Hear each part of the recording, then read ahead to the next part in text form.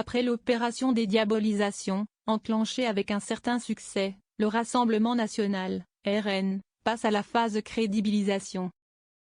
L'objectif est désormais de rassurer les entrepreneurs, les marchés et le patronat, effrayés pour certains par un programme économique qu'ils jugent trop favorable aux salariés. Dans la continuité des déclarations pro-business de Jordan Bardella, le RN a présenté le 14 septembre son livret économique. Et ce qui saute aux yeux, c'est le retrait de plusieurs mesures étiquetées sociales. À commencer par la réforme de l'assurance chômage, que la CGT qualifiait de plus violente réforme de tous les temps en ce qu'elle prévoit un nouveau tour de vis et un contrôle accru des chômeurs. Le RN propose plus de l'abroger. Pendant la campagne des législatives, Jordan Bardella assurait encore qu'en cas de victoire, il reviendrait sur cette réforme injuste. C'était il y a seulement 3 mois. Et ce n'est plus qu'à. Le même sort a été réservé à la proposition de baisse de la TVA sur les produits énergétiques, gaz, électricité, fioul, carburant. Le RN en avait fait une mesure phare. Il s'agissait de rendre du pouvoir d'achat aux ménages les plus modestes, au prix d'une importante baisse des recettes pour l'État. Vu l'augmentation exponentielle de certaines factures d'énergie depuis 2 ans, la proposition avait de quoi plaire. Et pourtant, elle n'apparaît pas dans les 35 pages présentées le week-end dernier. Un cadre du RN justifie dans l'opinion. On ne voulait pas que ça étouffe le livret. Idem sur l'emploi des seniors. La formation d'extrême droite entendait faire des plus de 55 ans des travailleurs protégés. Plus maintenant. Seule demeure l'abrogation de la réforme des retraites, que le RN a prévu d'inscrire dans sa niche parlementaire. Ou plutôt, réformer les retraites dans une logique de performance économique et de justice sociale.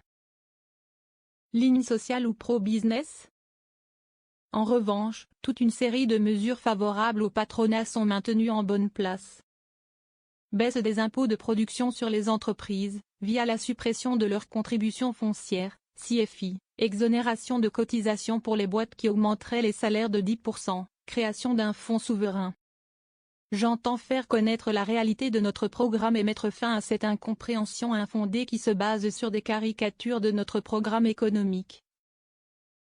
Qui est raisonnable, avait déclaré Bardella au mois de décembre lors du salon des PME à Paris.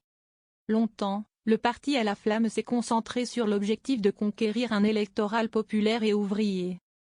Une stratégie qui lui a permis de rafler, par exemple dans le Pas-de-Calais, 10 circonscriptions sur 12 aux dernières législatives. Mais ce en même temps que l'on avait vu exploser à la figure de Jordan Bardella au sujet de la réforme du RSA, à cheval entre une ligne sociale et pro-business, est-il tenable dans la durée ? Force est de constater que les revirements sur le plan économique et social, annoncés le week-end dernier, ont été peu mis en avant. Lors de leur passage télé ou radio, les cadres du RN n'ont pas spécialement été questionnés sur le livret. Ce n'est pourtant pas un petit sujet. Les proches de Marine Le Pen ont fait une rentrée discrète. Ils savent qu'ils n'ont pas besoin d'être très présents sur la scène politico-médiatique, préférant rester 2 pas en arrière, à l'abri des polémiques. Le grand meeting de rentrée l'an dernier à Beaucaire, Gare, a, cette année, laissé place à une rentrée en catimini dans un sous-sol de l'Assemblée. L'endroit idéal pour amputer son projet de plusieurs propositions phares.